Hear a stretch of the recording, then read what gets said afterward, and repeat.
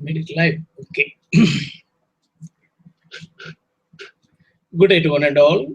Welcome back to the of the Spike Trade call.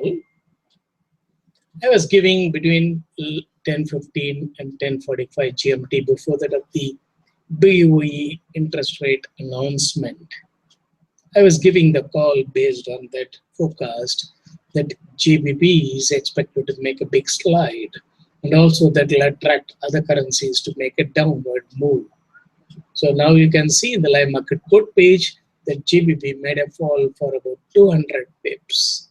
So now between 11:45 and 12 GMT, so probably a little more than that now because of the late start. Post release, we are going to review what has happened to that of the market. Now, the forecast algorithm envisaged there will be a slide in the case of Euro and GBP. Exactly the slide happened, and till 13 GMT. Now we are around 12 GMT. So the European session gets over by 13 GMT. And slowly, if you see that, they just made the drop for that of the BoE governor speech and then started gaining the levels in the case of GBP. As I explained that they are expected to make the swing and rise move during that of the US session. So what the players intend to do now during that of the US session, they will first of all rise the level in the case of Euro and also in the case of USD-Yen, then which will give the trigger for Australian dollar to gain, because normally the commodity pairs lead the rally and lag behind. During that of the fag end of the week, commodity pairs gain less, but the majors gain more.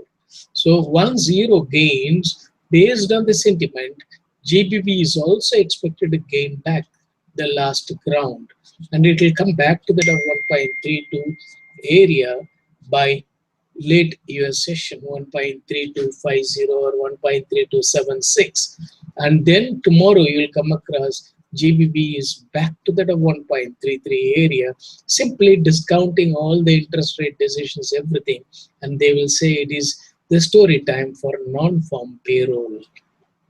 So at that time, don't think that whatever the sentiment they have created is going to remain in the market forever. And the sentiment what they have created is for this particular session. And afterwards, once the traders liquidate the long positions, you find the players are holding low and buying all the liquidations. And later on, they are expected to gain the levels in GBP. This is not the first time we come across this sort of moves in the market, that they make a quick downward move or a quick upward move and then reverse the market. And you know, probably last Friday, they made a gain in the case of GBP to 1.33 from that 1.32 and then dropped it back to that 1.32. So this is how they create the bullish feel and gain the level and book profit in their buy positions. And after that of the BoE, they created the bearish feel, and against their sells, they are holding and buying now, and they will induce the traders to liquidate the long and also turn short. And then later on, technically, the many traders might short, and you have seen in the question answer window, one trader was mentioning that every rise I was taking the sell, and they want the traders to do that, and later on they will continue to rise and trap them, and such traders will later on realize that they are gone in for over trading of selling every rise and then get trapped. So They induce the traders to make small money by doing it and trap them in a very big way so that they lose their account. This is a normal way you come across in the market. And every trader, when the going is good, they will just say that I had done a great thing and I had taken a sell position every rise. And once the drop has happened, I massively booked a profit, they will say. And any trader who lose money in the market will never express himself, and he will simply say that no, market is crazy. That means once a person says that market is crazy, he is holding unfavorable position. So this is a normal tendency irrespective of the country they belong to. The human emotions are the same, and the human beings are controlled by emotions most of the occasions. Once they become stunned with that of the market, sudden knee-jerk reactions. So that is why I always say that don't become victim of such moves in the market, and always calmly think about what they can do with the market. After the drop, they have to rise. After the rise, they have to drop. This is the alternate mechanism they do it.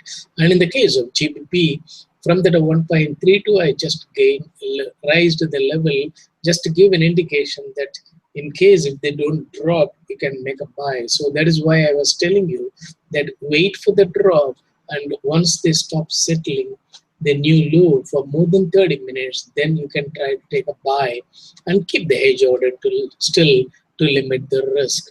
Now we can straight away take the buy position in the case of GBP 1.3150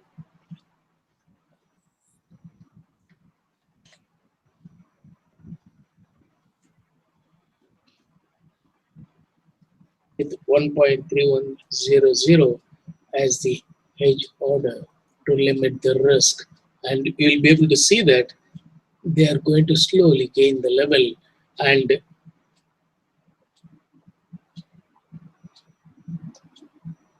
show all the normal levels tomorrow, simply discounting all the BoE events.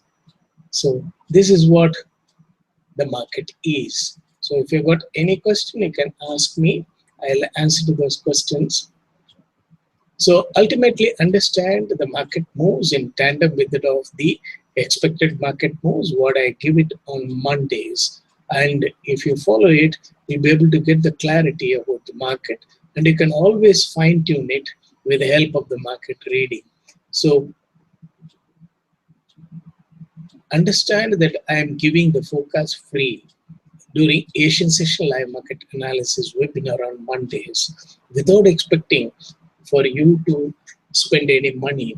At the same time, make use of it as your guiding factor and then try to take appropriately the positions. You will be able to really make small swing trades during the first week and the last week of the month.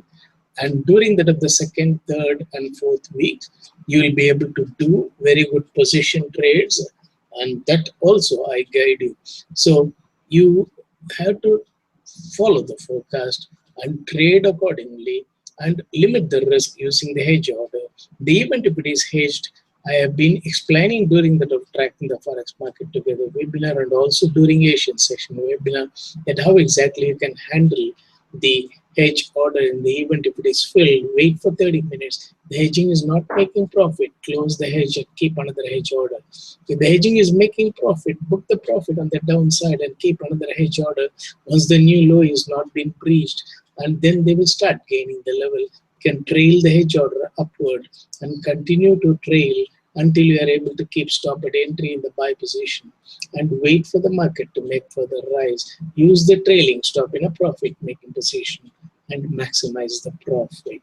So use the trading strategy to earn consistently from that of the market. If there are any questions, I am willing to answer those questions.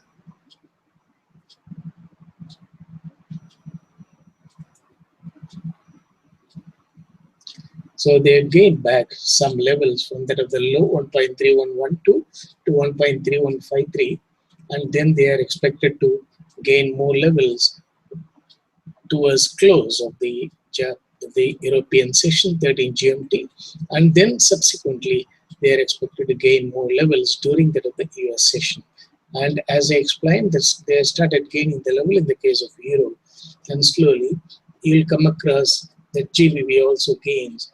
And many people might think that Australian dollar is not making any drop, so it is better to buy Australian dollar. This is what normally people take decision when they see that it is well supported around 0.76. Might be well supported, but it may not gain much. So always keep in mind that reading the intentions of the player is vital to pick up the currency wherein you can enter the position so that you will be able to earn quickly the profit. And if you simply go with it of your gut feel, many of the time it might come true, but always keep in mind that the players have got the strategy that they usually make quick moves in the case of commodity pairs during early part of the week, and the later part of the week they don't make any big moves in the commodity pairs. If you bet in those currencies, you may not be able to see nice profit. You might be holding around the same level and the position may not make any profit. So keep in mind that this currency which is keeping silent will make big moves during that of Thursday and Friday. And those currencies which are active during that of Monday to Wednesday might be subdued during that of Thursday and Friday, because the players pick up two currencies at a given time and make the moves in the market so that you are able to bring in, they are able to bring in all volatility in the crosses and also the other majors. So since there are no questions coming up, so I'll just wind up the webinar with the help of. So keep in mind that the players create the market sentiment and act against that of the traders, and the forecast is able to read the intentions of the player, and I am giving it much ahead during start of the week how exactly they are expected to make the moves, and kindly make use of it. You will be able to really reap the fruit out of that. And don't go with that of the pure technical and fundamental analysis. And sometimes you might find technical is winning and certain other times the fundamental might be winning, but you won't be knowing when a given situation the fundamental is going to win or a technical is going to win. And the forecast what I am giving it will be able to help you to narrow down the uncertainty. Thereby you will be able to decide whether you have to do a buy and sell trade or a sell and buy trade. Thank you one and all. See you tomorrow during that of the Asian session live market analysis, and then follow up during that of the non-farm payroll. I'll come up with the trading ideas. Thank you one and all. See you tomorrow.